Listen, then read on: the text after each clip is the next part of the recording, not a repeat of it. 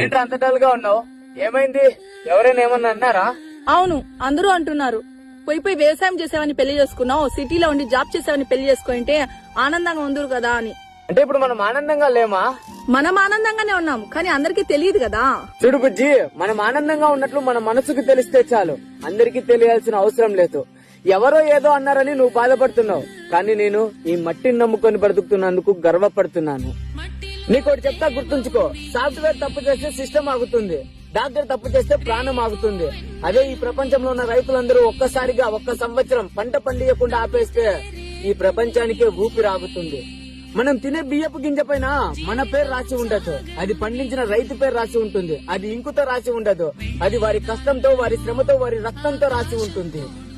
Job చేసేవాడు నెల జీతం కోసం ఎదురు చూస్తాడు, కానీ వ్యవసాయం చేసేవాడు ఆకాశం వైపు ఆశగా చూస్తాడు, వర్షం కోసం. తాను బతకాలని కాదు, ఈ ప్రపంచంలో ఉన్న వారి అందరి ఆకలి తీర్చాలి అని.